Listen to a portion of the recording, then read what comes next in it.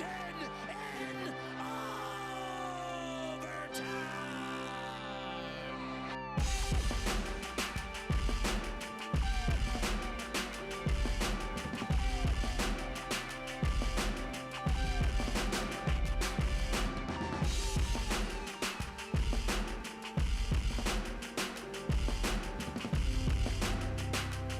Nurse won the battle, drives it onside, score! Tyler Yamamoto upstairs. They have not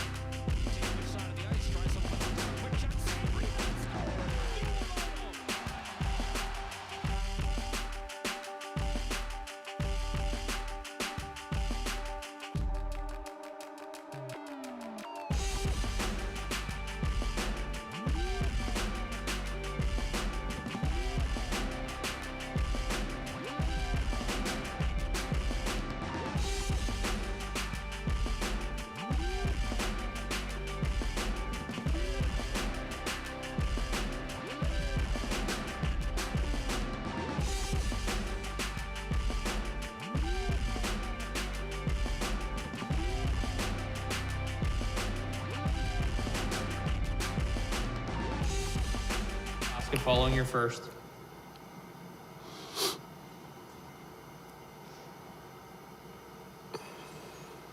Derek Van Diest, Post Media. Hi, Mike. Just want to ask you about after both teams look a little sluggish in the second half of a back-to-back the other night. Do you expect a bit more free-flowing, a bit more trading chances in this game now that each team has had a day to rest? I hope not.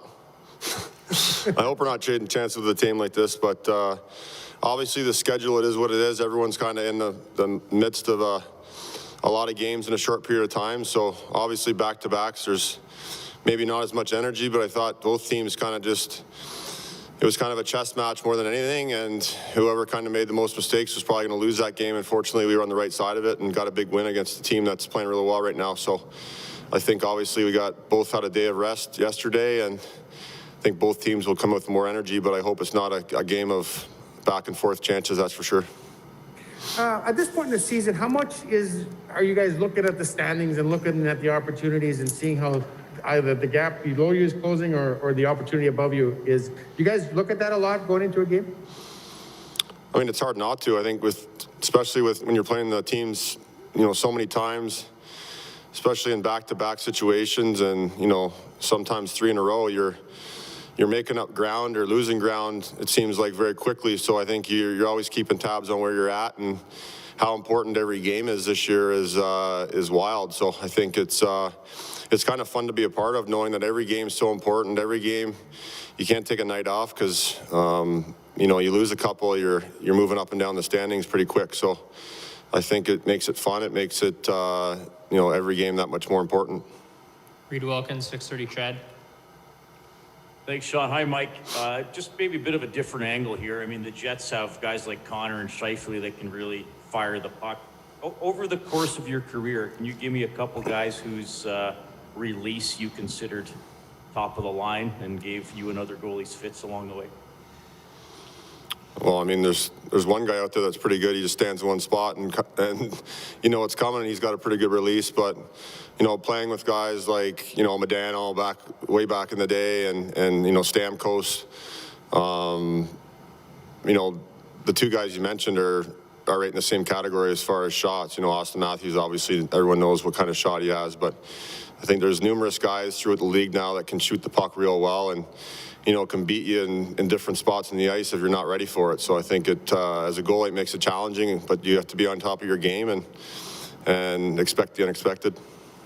I mean, I know players watch a lot of video these days. How much in your mind during a game is a player's tendency to shoot to a certain area on a goalie? Does that, like, how in the forefront of your mind is that during a game when a guy's lining up? I honestly don't think about that, to be honest. I'm a goalie that, you know, kind of goes with more of reads and situational than maybe looking at stats as far as where a guy shoots more often than not. So I think obviously you have in the back of your head where maybe you've seen goals go in before, but it's more, for me, it's more just kind of reading the play and making sure you're staying sharp and, you know, like I said, ready for, you know, the kind of unexpected shots and the dangerous ones. So I think obviously you see tendencies, especially when you're playing teams more often than not, and you try and get the best read you can on them. But these are good shooters, good players, and they're constantly trying to change too. So I think it's just something that it's an everyday battle, and you're just kind of in there trying to make saves when you can. Ryan Rashog, TSN. Hey, Mike, if one of the signs of a good team is kind of knowing what to expect from yourselves every night, you can kind of bring a familiar game each night. What are you seeing in front of you, just in terms of your group's ability to do that? And you think you're developing that year over the year? Yeah, absolutely. I think we've talked about it a lot. We've found ways to win different, you know, in different ways. And so, easy for me to say, but yeah, we've been in different types of games. We've been behind and came back. We've been in close games. We've been fortunate to have big leads in some games. So I think it's valuable. It's valuable to be able to do that through the course of the season and get used to playing in close games, get used to coming from behind in games, and you know, some games are fulfilled with power plays and penalty kills, and other games doesn't seem to be much space out there and much going on, so you have to try and win a 5-on-5 battle. But I think it's all valuable confidence and valuable information that goes in kind of back of your mind when you're going into games that are important every night. And obviously heading into playoffs, you want to be as prepared as possible, and what better way to do that than to be in close games throughout the course of the season. Yeah, and I guess, you know, making the playoffs is obviously, you know, the thought process, but is it good for your group? And do you guys think, like, never mind making the top four here, like, you guys could win the division? And is it okay for you guys to think about that and for that to be the goal, to win this division? And you're right there. Absolutely. I think you want to just be satisfied with getting in. Obviously, everyone wants to get in the playoffs, but I think we've put ourselves in a position right now to be able to fight for that number one spot in the North, and that's exciting. There's a lot of games left, but we feel like we're in a good spot at this time of the year, and we want to keep pushing forward. We want to be one of the top teams in the league, and to do that, you want to be on the top of your division, and we have an opportunity to do that. We just want to keep pushing forward, game in, game out.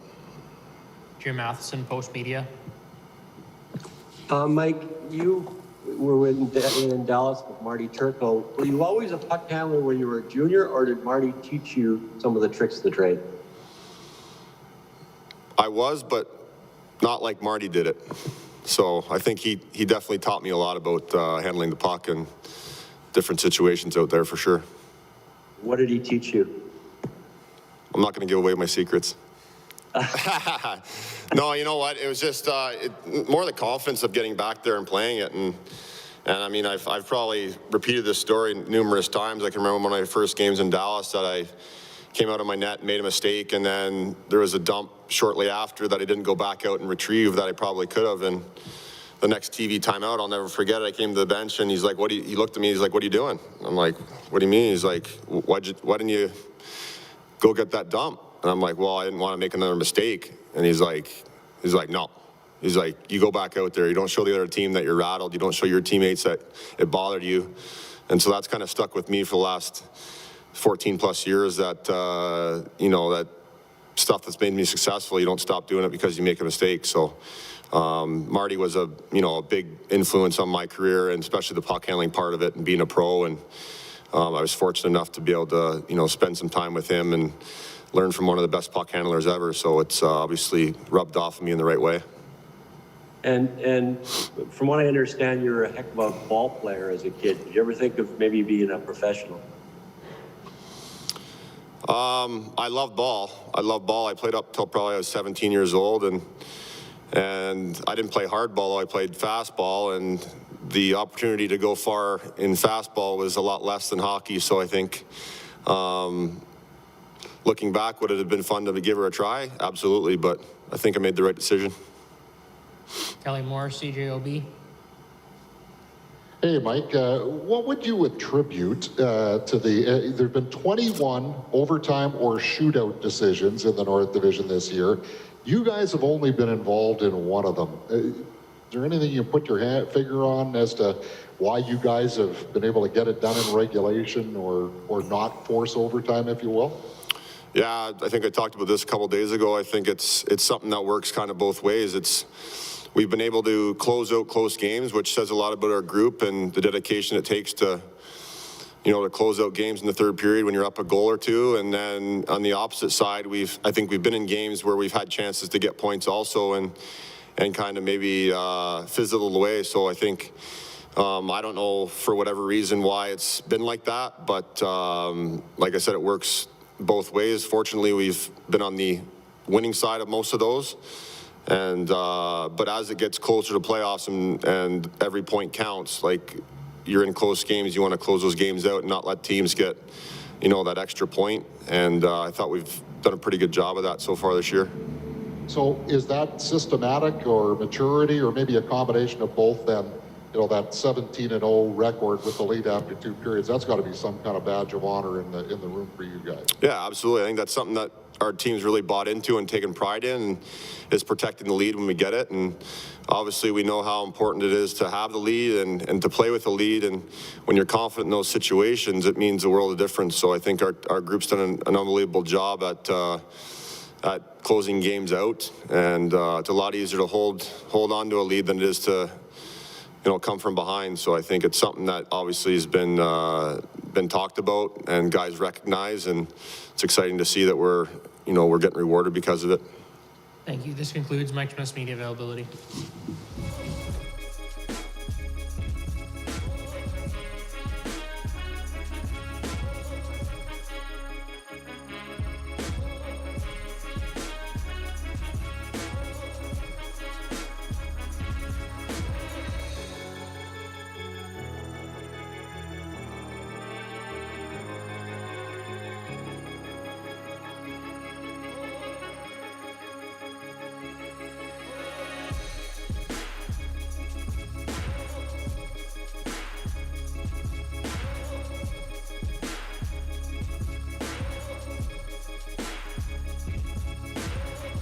Darnell Nurse. We'll start with Ryan Ershog, TSN. Hey, Darnell. One of the signs of a good team is being able to kind of not predict, but just rely on what kind of game you're going to throw out there night after night after night. Are you guys, you feel like you're developing that you're, more consistent in the game that you want to more often? Yeah, I think that's when you can create an identity and an identity within your team that you can rely on night after night. I think that's what the good teams in this league do. You know what you're getting from each other no matter how you're feeling. The system that you're playing, you're going to stick to it, and that's we're definitely developing that. We got to continue to do it. I think. I mean, that's the true test, is that you can do it for stretches over the course of the season, but being able to sustain it for 56 games this year, but a full season, that's the hard part. So I think that's what we're learning, and we're doing it so far. So we just gotta stay on it. Well, the goal is to make the playoffs, but excuse me, probably a much different mindset, thinking never mind just making the playoffs, let's win the division. And you guys are right there. Like, the North Division is within your reach. Do you think more along those lines? I think anytime you have the opportunity and see kind of that challenge of winning a division, it's something that you strive to do. I think just as a competitor, you want to be at the top, and that's an objective and a goal. I think that as a team, it's there, and if we play our game and our system and play to our abilities, we're capable of doing it. With that said, I think to really get to the top of the division, you got to bring the work ethic in the game night in and night out. So you can't be looking too far ahead. It's taking it one game at a time.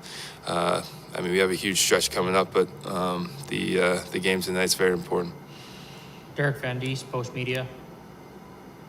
Hey, Darnell, the last game, obviously, both of you guys were coming off a back-to-back, and it looked at times like you were kind of, both teams are kind of skating through sand. Do you expect a bit more energy in this game, and maybe it to be a bit more back and forth and kind of trade chances the way most of the games have been this year against Winnipeg? I don't know if we want to be opening up and trading chances. I think, both teams were playing back-to-back, but I think, if you watch the game back, we played solid, played strong in the middle of the ice, kept a lot to the outside, and that's kind of the game that we want to bring each and every night. I don't know if trading chances this late in the year is what you want to be doing. You want to, we've been working on this identity that we've been trying to build, be strong checking, strong defensively, and capitalize when we get those opportunities. So I think we want to bring more of that mindset than run and gun. And I want to ask you about looking at the standings. Is that something you guys do every day now and checking out to see where everyone is? Because things are getting so tight right now in the North Division. Yeah, I think everyone, you check your NHL app and see what's going on within the division and check the standings. I think you got to be aware of what's going on in the division, but you can't get too wrapped up in it. Like I said, we got to take care of our own business here, and that comes game by game. We can't be looking too far ahead, looking too far behind. I think it's dangerous when you're relying on other teams to do things, and we're in a position that if we handle our own business, we'll be in a good spot when this all comes to the end. Jim Matheson, Post Media.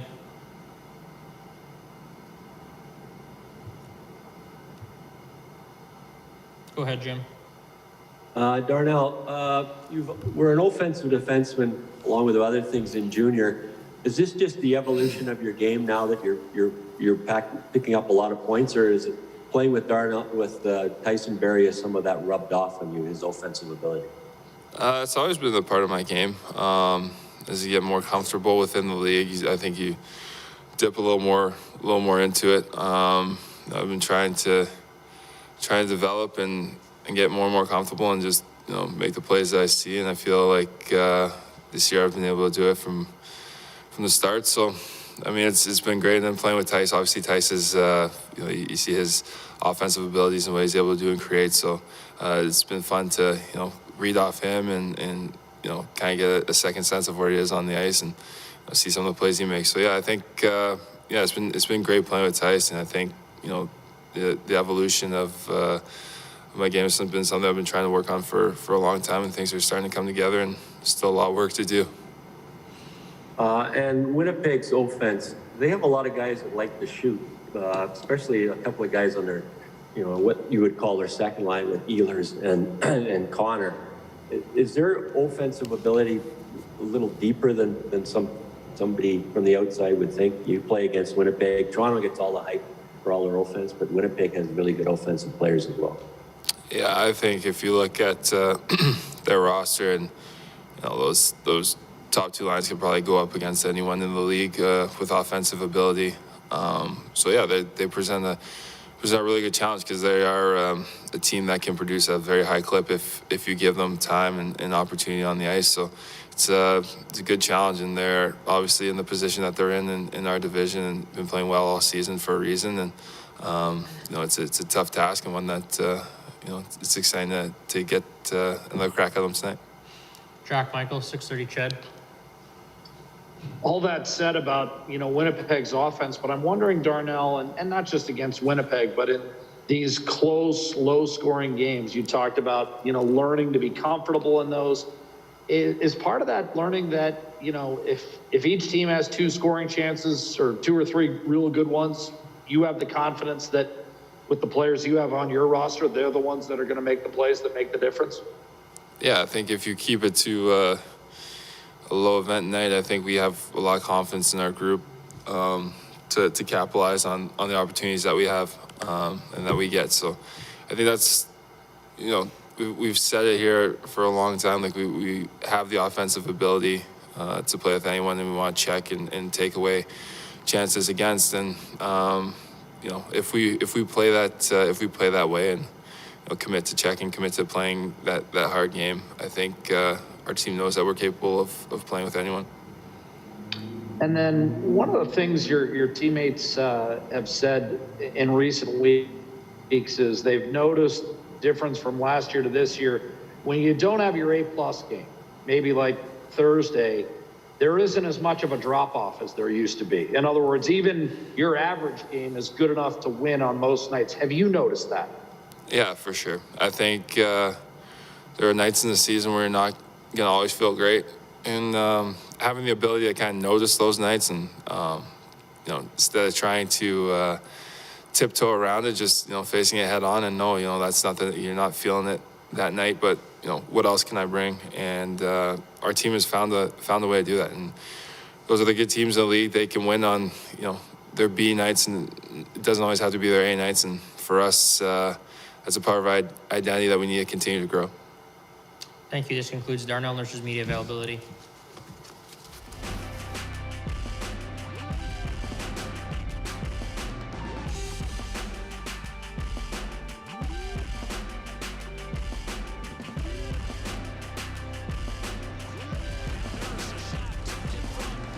Shoots and scores. This game is tied. Just as the power play was set to expire, Draisaitl floors it into the back of the net for his 34th goal of the year.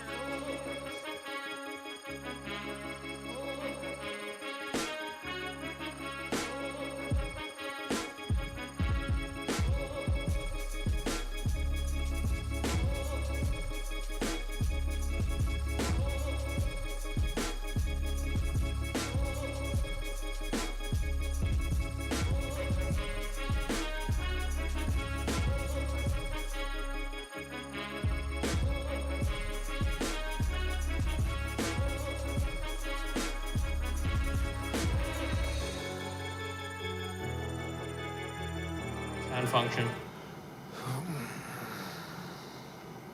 Derek Van Dies, Post Media. Hi, Dave. Morning. I just want to ask about the status of James Neal and Yamamoto. Are they injured, or what's going on with them? Yamamoto is day-to-day with an upper body injury, and James Neal is healthy and just not in the lineup. Also want to ask you about this. You guys, both teams were on the second game of a back-to-back the other night, and you look kind of sluggish at times. Do you expect a bit more free-flowing game? I know you probably don't want that, but do you expect a bit more energy for both teams and a bit more free-flowing than maybe the last game was? I think both teams were in the same boat. You know, we both played back-to-back, and then both teams had the day off yesterday, so there should be some more energy in the game, but the schedules have been hard for both teams here, so but players got a full day of rest, so you know I think there'll be a little more juice in the game tonight, is what's to be expected anyway. Jim Matheson, Post Media. Dave, can you talk to why people look at Tyson Barrie as only an offensive defenseman, and people look at him and say, oh, he's not very good defensively. You've played a long time in this league. Are there defensemen that are perceived to be just offensive defensemen, and when they got the puck and the stick or whatever in their defensive zone, people look at him and go, oh, he's not very good? Well, part of playing good defense is having the puck. If you have the puck more than the other team, you're playing good defense, and he makes a lot of good plays out of our own end to take pressure off, so they don't defend as much. So that's also a part of defending, and you know he's helped our team offensively with puck movement on the power play, the offensive side. But a lot of his defending, or that pair, they've defended less, that allows them to be better defenders. And do you think any of Darnell's offense this year is because he's playing with Tyson, and some of Tyson's offensive ability is rubbed off on Darnell? I think Darnell's really taken steps ahead, you know, and all throughout his game. So has Barry's offensive ability beside him helped them? Sure it has. I mean, they get, you know, you're making some good plays, but I think Nurse has really taken a step forward in his own game in all parts of the game. Ryan Shog, TSN. Dave, do you feel like this group is developing the type of game where you have a pretty good idea what they're going to give you night in, night out, like I guess that base game that they can rely on? Night in, night out, do you sense that from them? We have, you know, we talk about it all the time, how we want to play our base game, and there's some games that it looks better than others, obviously, but, you know, we have a base structure we want to be. We feel like if we can hold that structure as long and as consistent as possible, it allows us to be real competitive. So, you know, a different season where you're looking, you know, you talk about it every day. We talk about it, it's like another playoff game. So your mistakes are crucial in games, and if you make too many of them, you're usually on the back end of the game. So you try to stay as consistent as possible. You want to keep structure strong, but you got to compete hard like it's a playoff game every night. And if we do that, we'll give ourselves a chance to win. On Jujhar Khaira for tonight, I mean, he was skating on a line today. Looks like maybe he'll go. If you could just update us on his status, and maybe just, you know, for those who watched what happened, and that's obviously hard to watch, and there's concern for players right now. Can you just give us a sense of all the measures that are in place to make sure that it is safe for him to go after something like that happens? He's been different testings every day since you know, he got hurt, and yesterday a long test, and today he has to come out, and he had to get some physical stuff done on the ice this morning. I haven't heard whether he's got the official clearance yet after practice here or not, but he's had a long week of testing and making sure everything is exactly how it should be, and he feels great. So, you know, hopefully that's the case. He can play tonight. Kelly Moore, CJOB. Hey, good morning, Dave. Morning. The stats at least show that your team has definitely had the upper hand in the second period in this series. Is there anything that shows up on videotape as to what has changed that around at all? Yeah, there's some different stuff that we talk about in the second period, not just with this team, with every team, but I think that's probably just the way the games have gone. Sometimes it's got a little looser, and you got high-end talent at forward on both teams. You're going to create some stuff, especially when you catch people on changes and stuff like that. So that more than anything, that could have something to do with it. And with the way these two teams are structured, or at least the way the Jets are structured, how does it become even more critical for the matchups and having home ice advantage from that perspective, or has that not been that big of a factor? Well, it you know, it can become a factor, but I'm a big believer there's two kind of matchups. There's a matchup that you hopefully get advantage of, and then you can take the rhythm out of your team by trying to overmatch. So you got to get a feel for how the game's going. You know, we have a situation, we trust all our lines, whoever they're against, and you put them out against a line, you expect them to do the job. And there's certain lines that are more dangerous to play against, but you know, we have trust in all our guys. But from our standpoint, it's a lot about rhythm and how the game's going, and you know, who we want on in certain situations, sometimes more than what the other team is doing. Jim Matheson, Post Media. A couple of things here, Dave. Lagesson last game didn't play. You played Jones instead. Was that just a case of, you know, you wanted to get Jones in the game, or was Lagesson a little banged up and you're going back No, to it was Lagesson today? putting fresh legs in the other night. We put Nygaard in, and we put Jones in the other night for some fresh legs on the back-to-back. And Turris, is he still a healthy scratch? Like he's coming off pro. Like, he didn't skate for 7 days, so he's come out. He has had a couple good practices. He had a day off yesterday, so he'll get another good practice today. Hopefully he's available next week. Thank you. This concludes Dave Tippett's media availability.